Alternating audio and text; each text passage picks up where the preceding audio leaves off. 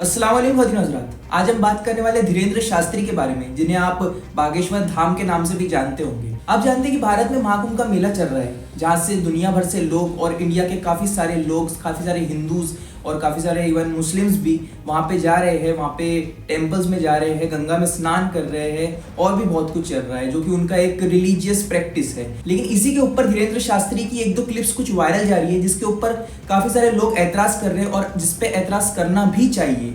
तो हम वही क्लिप्स आज देखेंगे और बात करेंगे कि ये जो कह रहे हैं वो सही भी है या नहीं। तो सबसे पहले इनकी ये क्लिप देखिए। मरना सबको है, पर कोई गंगा के किनारे मरेगा तो वो मरेगा नहीं, मोक्ष पाएगा। यहां मरे नहीं है कोई। हाँ, ये है कि असमय चले गए तो दुख है, पर जाना तो सबको है। ये बात तय है कि कोई 20 साल बाद जाएगा, कोई 30 साल बाद जाएगा। हमें भी जाना, तुम्हें भी जाना। वो असमय चले गए तो इस बात का दुख है, लेकिन उनकी मृत्यु नहीं हुई है। सच कहें, उनको मोक्ष मिला है। बिल्कुल सही बात है। किसी ने आज मरना है, किसी ने कल मरना है, एक ना एक दिन सबने मर जाना है। लेकिन ये बिल्कुल ऐसा ही है कि कोई आपका कत्ल कर दे और बोले यार तूने तो कल भी मरना ही था, तो मैंने आज तुझे मार दिया। तो खराब मैनेजमेंट की वजह से मौत हो जाना, इसको मोक्ष बोलना कि आपने मोक्ष पा लिया है, तो ये कितनी गलत बात है। जैसे कि इस भागा दौड़ी में जो लोग मारे गए हैं, उसमें से बच्चे भी थे, बूढ़े भी थे, जवान भी थे, औरतें भी थी, मर्द भी थे।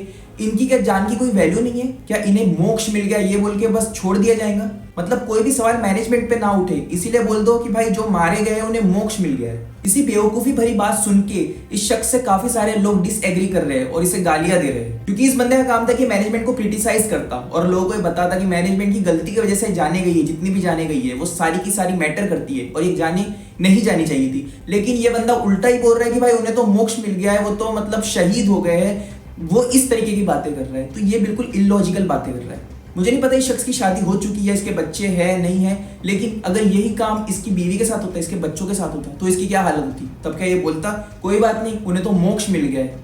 नहीं, ये नहीं बोलता, क्योंकि जब अपने में बनाए ना तो कुछ भी अच्छा नहीं लगता। लेकिन जब तक दूसरे सफर कर रहे हैं तो ठीक है भाई, हमें तो बस अपने धंधे से पैसा कमाना है ना, हम तो बस फेक बाबा बन के पैसा कमाने बैठे। और जो भी लोग इस केओस में मारे गए हैं, बताया जा रहा है कि मरने वालों की संख्या 30 है और इंजर्ड हो चुके हैं 60 लोग, मतलब जख्मी हो चुके हैं 60 लोग। तो मुझे बताइए, क्या इन्हें किस तरीके से मोक्ष मिल गया है? क्या ये कोई देश की सेवा कर रहे थे, या फिर ये कोई बॉर्डर पे खड़े थे, दुश्मनों के खिलाफ कोई कार्यवाही कर रहे थे और उसमें मारे गए, मोक्ष मिल गया, अमर हो गए? नहीं, ये मैनेजमेंट की बिल्कुल गलती की वजह से हुआ है, जिसको काफी सारे ऐसे ही पाखंडी बाबा छुपाना चाहते हैं। अब साथ ही इसकी दूसरी क्लिप भी देखिए, जिसमें बता रहा है कि जो भी महाकुंभ मेले में नहीं आया, जिसने गंगा का स्नान नहीं किया, वो देशद्रोही है। हमने तो डुबकी लगा ली, यहाँ बीमारियां दूर होती हैं।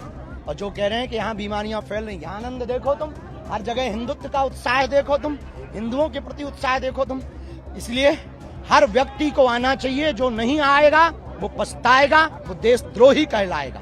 अब इंडिया में, हिंदुस्तान में मुसलमान भी रहते हैं, सिख भी रहते हैं, ईसाई भी रहते हैं, कितने ही लोग रहते हैं। अगर वो लोग महाकुंभ मेले में ना आए तो वो देशद्रोही हो गए क्या? या फिर जो हिंदू लोग हैं उनमें से हो सकता है किसी की तबीयत ठीक ना हो, किसी की बेटी की तबीयत ठीक ना हो, किसी के बेटे की तबीयत ठीक ना हो, वो लोग अगर किसी भी कारणवश ना आ पाए इस मेले में, तो वो क्या देशद्रोही हो गए? उन्हें देश से प्रेम नहीं है, मोहब्बत नहीं है? ये अच्छे से जानते हैं किस तरीके से धर्म और देश का मिलावट करके हम लोगों को बेवकूफ बना सकते हैं और ज्यादा से ज्यादा पैसे छाप सकते हैं, कैसे हम लोगों से सिंपैथी ले सकते हैं। इन्हें काम अच्छी तरीके से आता है, तभी तो ये पाखंडी बाबा इतने फेमस हो गए। जिस तरीके से बाबा बात कर रहे हैं, उससे ऐसा लग रहा है कि देश के सारे मसले, सारी समस्याएं महाकुंभ के मेले में आने से दूर हो जाएंगी, गंगा स्नान करने से दूर हो जाएंगी। और जो भी देश में गलत हो रहा है, गलत डिसीजन लिए जा रहे हैं, गलत कानून आ रहे हैं, उनके ऊपर कुछ भी ना बोला जाए, अपने आप ही सारी मुसीबतें दूर हो जाएंगी। बस आप आके गंगा में स्नान कर लो। यहाँ पे मैं किसी के धर्म की डिसरिस्पेक्ट नहीं कर रहा, लेकिन मैं बस इतना बोल रहा हूँ कि अगर कोई भी महाकुंभ मेले में ना आ पाए, हो सकता है वो हिंदू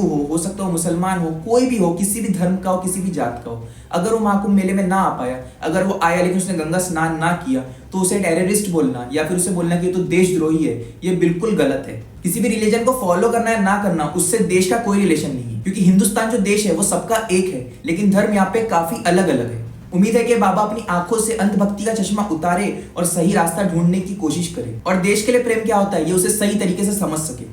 अस्सलाम वालेकुम।